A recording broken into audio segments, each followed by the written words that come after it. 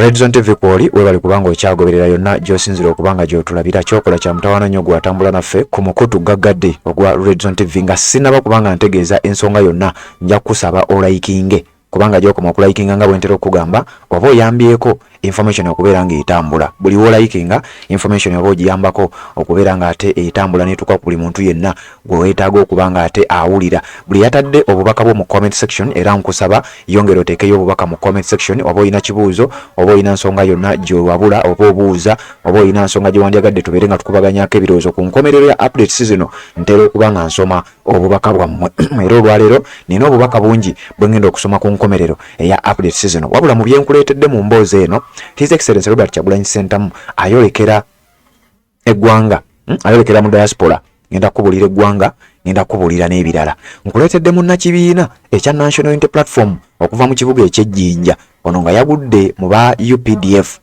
yagudde mu basajja b'amagye ekiro yabadde ava mu kifo ekimu munnakibiina ono ate nga yaliko omubaka mu parliament yagudde mu basajja b'amagye ne bamutuusaako obulabe byonna ogenda kubanga obimanya olabe mbeera ki gye njagala okubanga ate nkulaga gwe munnange ampuliriza nkuleetedde emboozi eya munnakibiina kya NUP amanyiddwa nga Akireewo Kivumbi eyawambiddwa mu bukambwe abasajja ebintu bye bamusibyeko bye batadde ku search certificate nti bye basanze mu makaage ogenda kubanga obimanya basanzeyo ennyota naye ate nga be bazitaddeyo byonna ngenda kubanga mbikuwa mukutu gwa Red Zone TV bw'oba tonnaba kubanga osubscribe nga kikole n'atannaba kubanga olayikinga kubanga bwe nkugamba gy'okoma okulayikinga information gy'ekoma okubeera ng'etambula ate tusimbule n'emboozi gye nnina olunaku olwaleero gye njagala okubanga nkutuusaako mu eyo embeera yonna gwampuliriza ku mukutu ogwa Red Zone TV nga sinaba kubanga nkutwala mu mboozi yonna kkiriza nsooke mmale okumiramu ku lwendo lw'otuzzi nga bwe ntera okugamba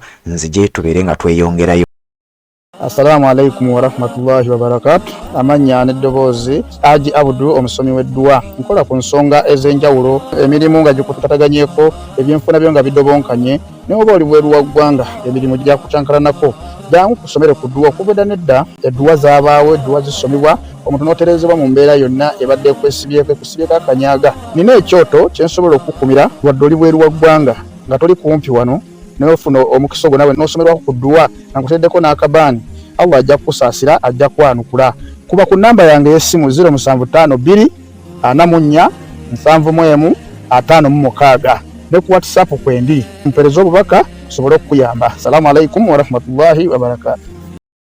Kakati njagala kutandika n'ensonga ya His Excellency Robert Kyagulanyi Ssentamu agenda okubeera mu diaspora mu bbanga eritali ddene okuva wakati w'ennaku z'omwezi nga 8 jukira luno olunaku lwe luliko graduation ye ku Cavendish University era olunaava ku graduation okuva nga 8 paka nga 12 ayina kye bayita NUP Diaspora Convention 2024 ennaku z'omwezi nga bwe nzikugambye ogw'omunana okuva nga 8 paka nga 12 omwaka guno gwennyini 2024 abamu kuba muwerekeddeko ngenda kubanga mbakugamba n'egimu ku miramwa ogenda kubanga ogimanya mukutu gwa Red Zone TV. His Excellency Robert Kyagulanyi Ssentamu agenda kubeera mu kitundu ekimanyiddwa nga Chicago address eri nti 8535 West Higgins Road Chicago, Illinois, United States of America.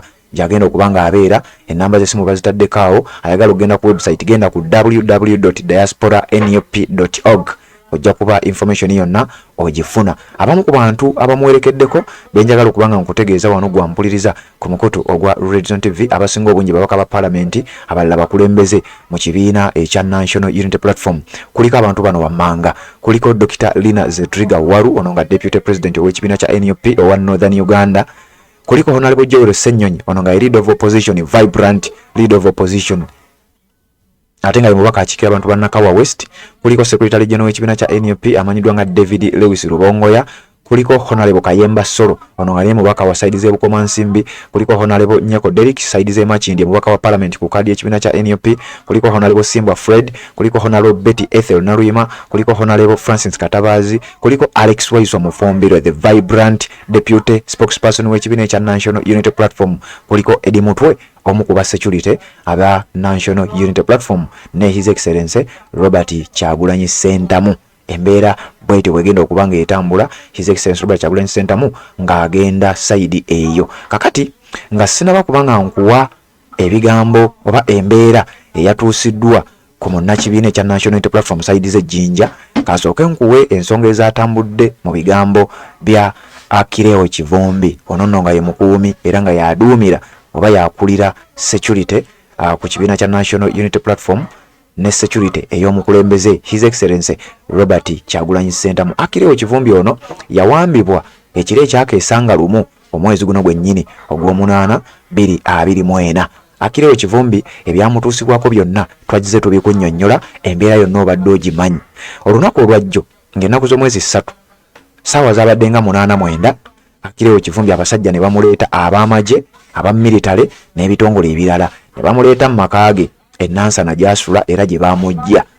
Bwe baamuleese ne bakola search nga bwe twabikugambye olunaku olwajjo obanga wabadde otugoberera bino byonna wabitegedde byenjogerako. Abasajja mu kujja okunoonya mu nnyumba ye kigambibwa mbu okusinziira ku katambi ke ngendo okuwa owulirize Akireo Kivumbi baamufoosinze okubeera ng'asayininga ku kipapula kye twakugambye ekimanyiddwa nga search certificate. Ekipapula kino baamukase okuba ng'ateekako omukono okukkiriza nti ebintu bino ebyogerwako bisangiddwa mu nnyumba yo. Bw'otateekako mukono tujja kuteekawo embeerera. Okusinziira ku mukyala we agamba nti baamutadde ku gun point n'abeera ng'asayininga n'abo abaabaddewo. Wabula nga sinaba kuba nga nkuwa ebigambo by'omukazi, wuliriza ebimu ku bibuuzo ebitambulira ku nsonga eno era ebiyinza okukulaga nti ekintu kino baakikoze mu bukyamu era baabimuteze. Wuliriza, omuntu yenna ng'awambiddwa nga Akireo Kivumbi ayina omukyala ategedde nti omwami bamuwambye, teriiyo ddakiika n'emu gy'asobola kuleka bintu ng'ebyo omuli ennyota, omuli t-shirt z'amagye bw'abanga ddala gyeziri n'ebintu ebirala bifaananawo ebityo nga bba we bagamba tasobola kukeera ku makya n'amanya nti bba we bamuwambye n'abireka mu nnyumba. Wabula bano bagamba nti ebintu bino bazze okkebera mu nnyumba ne babisanga nga yabirekamu. Mu bintu bye baayogeddeko ebirala mwabaddemu t-shirt ey'amagye eyo baagimusayiningisiza. Mu bintu ebirala bagamba nti mwabaddemu ennyota eziri ku ddaala erya Kano oba Lieutenant Kano ow'amagye, ekintu abasinga obungi kye bakkaanyiza nakyo nti kino baakimusibyeko busibi kubanga tekyabaddewo. Mukutu gwa Red Zone TV kwoli webale kubanga okyaliko nkugambye likinga gyokoma okulayikinga information gyekoma okutambula. Genda mu comment section teekayo obubaka kubanga message zammwe nzisoma. Ennyota zigambibwa okuba nti bazisanzeeyo, abantu babyeganye. Mukyala we yayogedde, omu ku baneiba eyabalabye kigambibwa nti naye yawambiddwa n'ateekebwa ku gun point ne bamugamba tobaako ky'oyogera. Wuliriza emboozi eno nzije tubeere nga tweyongerayo mukutu gwa Red Zone TV. Kugambye oba tonna subscribe nga kikole ensonga zibeere nga ate zitambulira ddala. Mukyala Akireo Kivumbi zibadde ssaawa nga 8 ne abasajja ne bajja ewange ne bankonkona. Babadde bangi like 10 of them ne bayingira mu nnyumba nti bazze for search. Ne batandika okutinkuula buli kimu, ne batinkuula buli kimu. Already tebalina kye basanzeemu kyamaanyi naye batutte ekifaananyi as they are choosing him to be called a general. Ne batwala ekyo ekifaananyi ng'ali mu red t-shirt. Ekirala kye batutte, they also took a t-shirt nga bagamba mbu it's for the army. So ebyo byokka bye batutte. Then tubadde era tuli ku search ne bayingira mu kisenge ky'abaana ne basuulamu 2 pips nga nze ndi mu kisenge ky'abakulu because mbaddewo nga njagala kulaba nnyo buli we basearchinga naye nga abasajja bandi sisobola beera mu buli kisenge. So mu kisenge ky'abaana pips ezebbiri mwe bazisudde era bwe tutuusa osearchingamu ne bazisangamu. Naye wabaddewo neighbor abalabye naye bamutiisizza era the neighbor can't say anything for now. So ne bamutwala ne neighbor yennyini babadde bamukutte ne bamusimba mu drone ne bamukuutira ne bamukaatiza talinaako kyayogera n'ekimu ne bamutiisatiisa. So era omusajja ssaawa eno tasobola kwogera ndooza kintu na kimu naye nga pips ezo basuddemu nsuule tezibaddemu mu nnyumba. Omusibe ye bazze naye tumulabyeko naye nga ne condition gy'alimu mbi nnyo. Yakubiddwa tatambula bulungi, azimbye health wise tali bulungi naye nga pips ezo zibadde tezibeerangako mu nnyumba yaffe bataddemu nteeke. The neighbor saw each and everything because nze mbadde mu kisenge ekirala gye babadde batinkuula, but because babadde bangi mbadde sisobola kulaba ono ataddemu. Abasajja babadde bangi ng'ate bakambwe nga bali mu leeya, nga bonna bali mu leeya bavudde mu drone nga terina number plate. Batuuse ekiseera ne batugamba tusayininge ku bye basanze mu nnyumba, naye of which tubadde tetubikkiriziganya nabyo kubanga ebimu ku ebyo bibadde tebibeerangako mu nnyumba yaffe. Akirewo Kivumbi akakidde sayininga ne bamutiisatiisa ne bamukaka asayininga, era mukakibwa kuno eno n'asayininga, era ng'omulala agamba ajja sayininga asaaga ne bamukaka. Era wano ebbali aŋŋambye nti era ne wesita sayininge njatuukayo bantu kyalinga ensayininge n'asayininga mukakibwa. Defense National Institute to be ekulembera Mwami Lujja Richard. Embeera etuuseewo olunaku olwaleero yevudde ku kuwambibwa kwa muganda waffe Akireewo Kivumbi eyawambibwa ennaku nga 2 emabega. Olunaku olwaleero abasirikale bamuleese ne tumulabako nga bazze okusaakinga ennyumba ye, naye Akireewo azze nga ali mu ssaati ya President Kyagulanyi gye yali ayambadde, naye ng'empale wansi bamuleetedde mu mpale y'amagye. Empale y'amagye gye bamuleeteddemu ne bajja okusaakinga ennyumba ye. Era mu nnyumba ye tutuuseewo ne tuyita mukyala we ne bayingira mu nnyumba ne basaakinga ne bajjamu ebintu ebyefaananyiriza eby'amagye, ne bajjamu n'ennyuta ez'amagye, nazo ne balaga nti ebimu ku bizibiti bibasiŋŋaanyiwa mu nnyumba omwo. Kakati ensonga yeeyo bw'etyo ebadde mu kitundu kyaffe ey'okulaba nga muganda waffe oyo embeera gy'alimu nga si nnungi, naye ng'alumizibwa ku mbeera gy'abadde alimu ebivi limuluma nga kyaka yavamu kuba nga yatulugunyizibwa n'okuba nga yakubibwa nnyo. Empale ey'okulaba nga muganda waffe oyo embeera gy'alimu nga si nnungi, naye ng'alumizibwa ku mbeera gy'abadde alimu ebivi limuluma nga kyaka yavamu kuba nga yatulugunyizibwa n'okuba nga yakubibwa nnyo. Empale eno Akireewo ayogeddagala empale ye baagiyuza ekirabika noza obutabeera bwereere okumu empale yaki y'amagye kubanga bamuleetedde mu drone nga waliwo ne escort egyegikola ki egiwerekera. Kati ebintu biteeberezebwa okuba nga si bibye ye kubanga ebimu Akireewo agambye si bibye, kamuwaddemu amayinja ag'abamagye. Akireewo agambye ago siga tabimanyiiko era baleka balese biki bireete yagaanyi n'okusayininga, abadde agaanyi okusayininga. Era kyensuubira ayinza okuba nga wenviriddewo ayinza okuba nga tasayininze, waba asayininze naye ng'asayinize ku piisito okulaba nti bavuga nti sayininga ayinza okuba nga asayininze bamusayiningisiza, naye nga wano ye Akireewo abadde agaanye okusayininga olw'ebyo ebibaddemu. Amayinja ye ageegaanye n'agamba yitabeerangako n'amayinja ga kisirikale, naye ate nga bagamba nti gasangiddwa mu nnyumba ye.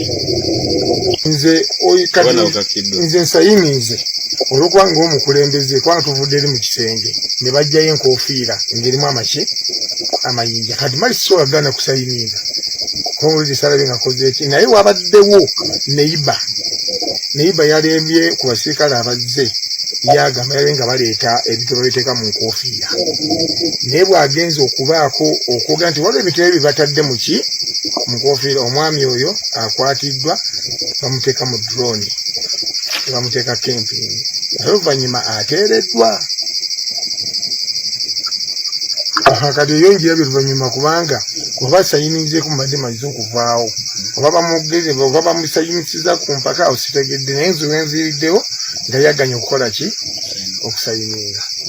nze nga defense w'ekitundu ekintu ekyo era tusaba ne gavumenti baleme kujja buzzi kujja kuwamba buwambi bantu bajja bategeeze ku bakulembeze kasi gaffe bazze waffe gye tuli ne bagamba twagala kireewo tobole tujja kusobola okumutwala obulungi ekireewo wakola ki naye okujja obuze ne mujja ne drone ne mujja ne muwamba mwe ne mutwala mutuufu ekintu esi kibi naffe abatuuze batubuuza ti omuntu wammwe bamuwambye batya ngera bakulembeze muliddawa era tetugenda nga kusirika ku nsonga y'omuntu waffe ng'akoze eki era kyobola pressure gye twataddewo okubanja kireewo kati bamututewa kireka batugambye bamwagala ali kireka.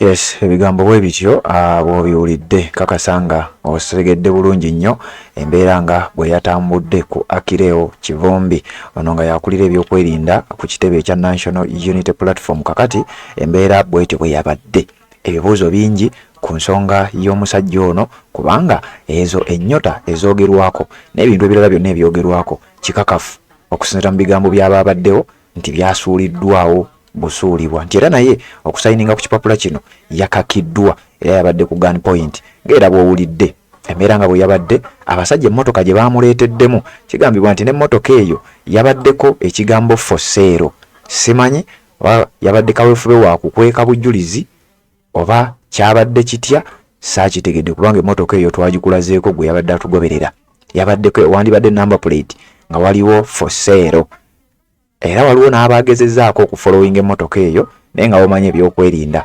bimu tebitera kubeera byangu gwampuliriza ku mukutu ogwa Red Zone TV nyongera okujjukiza gwe atanaba kubanga olayikinga kikole mangu kubanga gy'okoma okulayikinga information eba ogiyambako okubeera nga ate etambula n'omulala n'ategeera ki ekigenda mu maaso embeera nga bw'eba eyimiridde mu ggwanga erya Uganda. Red Zone TV tubeerangawo okubeera nga tukutuusaako updates zonna ze weetaaga okubanga omanya amawulire g'oba wategedde g'oba tonnaba kubeera nga ate otegeera byonna wano ku mukutu gaggadde ogwa Red Zone TV w'osooka okubanga obijja then n'osooka obisanga ewalala.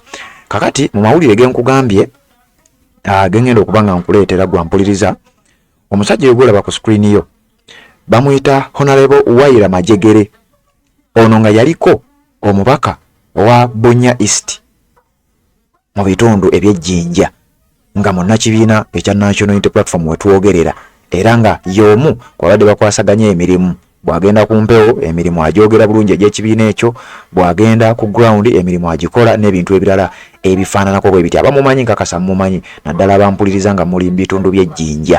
Omusajja ono yabadde ayina omukolo ogumu kwava n'agwa mu basajja aba UPDF bano banno nonsense ate kasita bakizuula nti olimu olwakyagulanyi gwe bibyo biba bibi baamukakkanyeeko ne bamuteekako embeera gwampuliriza era okukkakkana nga bamuyisizaamu awo endoondi ez'amangu mu katambi kano kagenda okukulaga emirundi egy'enjawulo njagala owulirize bulungi nnyo ogezeeko okuwulira ebigambo ebyadde byogerebwa newankubadde ng'eyaka recordings yabadde mu mmotoka amaloboozi g'ebweru gaadde tegavaayo bulungi nnyo naye at least osobola okulaba ki ekyabadde kikolebwa ku musajja ono ow'ekibiina ekya National Unity Platform oluvannyuma lw'okukizuula nti wa NUP wuliriza.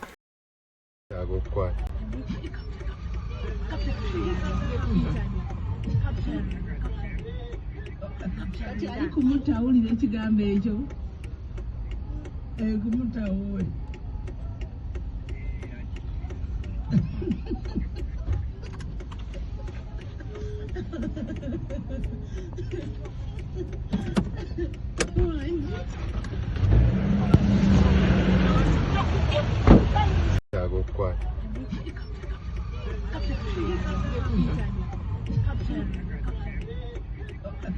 ali kumutawulira ekigambo ekyo kumutawule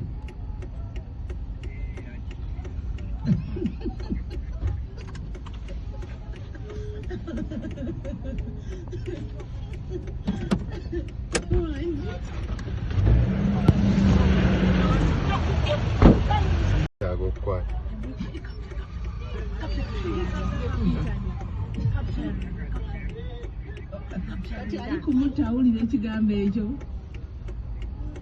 kumutawule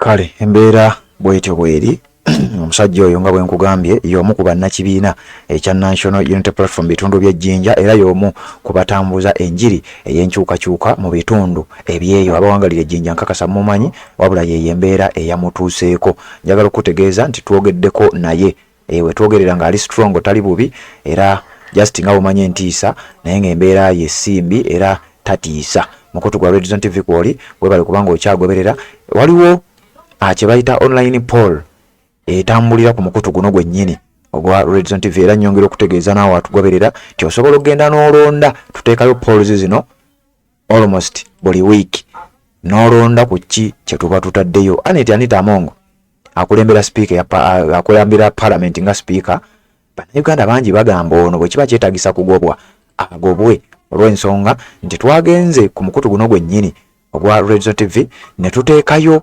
ekibuuzo oba ne tuteekayo poll eno ey'okulonda nti since parliament is considered the most corrupt institution what should be the immediate solution to this problem.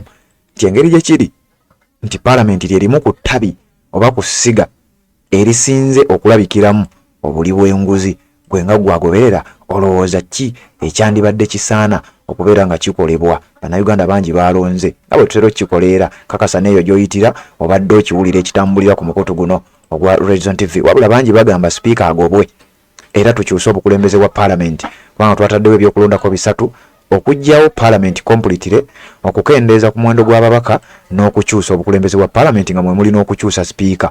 Ebitundu 64 ku bululu obukukkiriza 1000 abantu abalonze abakunukkiriza mu 1000 ebitundu 64 64% abagamba tukyuse obukulembeze bwa parliament. Anita Amongo kiba kyetagisa mujjawo aveewo ne deputy we Thomas Tayebwa abantu ebitundu 19 ku buli 19% nga bagamba parliament esooka eveewo then abantu ebitundu 17 17% nga bagamba tukendeeze bukendeeza ku numbers tukendeeze ku muwendo gw'ababaka abajja mu parliament. Mukutu gwa Red Zone TV kwoli yonna gy'osinzira okubanga gy'otulabira kyokola kya mutawaana nnyo gwatambula naffe ku mukutu guno wabula nga sinaba kubanga ngenda mu bubaka bwammwe nga bwe ntera okugamba kkiriza nkutegeeze kuba moto online abakutegeeza nti bw'obanga weetaaga ekintu kyonna ekikwata ku past papers omuli eza mooko omuli eza end of term abaana basoma naddala new curriculum eyo empya ku mitendera gyonna all levels okuva ku primary secondary ne bwoba wa university olina omwana asoma oba gwampuliriza ng'osoma bakutegeeza nti oba oyagala lesson notes oba oyagala research reports oyagala research proposals n'ebintu ebirala byonna ebifaanana bwe bityo naye ng'okusingira ddala ne past papers abasinga ozeetaaga mugende ku website eri www.motoonline.com nga bw'ogiraba ngitadde waggulu awo bakutegeeza songa bazikwasaganyiza ddala bulungi nnyo singa obanga ozeetaaze. Wano ku mukutu ogwa Red Zone TV nyongera okutegeeza nti batuukirire ogenda bugenzi ku WhatsApp ogenda bugenzi ku mukutu ogwa Google n'ogenda mu search engine yo n'oteekamu nti www.motoonline.com byonna buli kyoyagala ojja kuba okisangayo. Kakati njagala kubanga ate nsumulula obubaka bwammwe olwaleero nno nina bungi era njagala tukwate mpola buli yataddeko message yo kekadde ogenda kubanga ogiwulira gwe munange ampuliriza kugambe njagala tukwate mpola sirina message ya muntu gye ngenda kuleka ngera bwe tutera okubeera nga tukikola ku mukutu ogwa Red Zone TV bwe tutera okubeera nga tubaweereza message y'omuntu tetugireka mabega omuntu yenna aba atadde wano obubaka abeera munnaffe nnyo era aba agoberera. Kakati n'olw'ensonga eyo munzikirize mbeere nga ate nkwasaganya message zino mbategeeze ani naani abazze ne batumira ku bannaabwe ne batutuusaako obubaka bwabwe n'ebintu ebirala ebifaanana bwe bityo. Shami ya Nasozi webale kubanga kwoli yagambye omukulu oyo amagezi gemuwa yeesonyiwa omukulembeze waffe ajja kukanuka oyo naategeeza ayinza okuba ategeeza ow'ekitiibwa Katikkiro oba Male Mabirizi n'abalala. Derek Mawanda webale kubanga obeerako yonna gy'osinzira okubanga ogoberera kyokola kya mutawaana nnyo message yatuuse abamu message bannange zituuka naye erinnya. Timothy webale kubanga kwoli message naawe yatuuse webale kubanga ogoberera.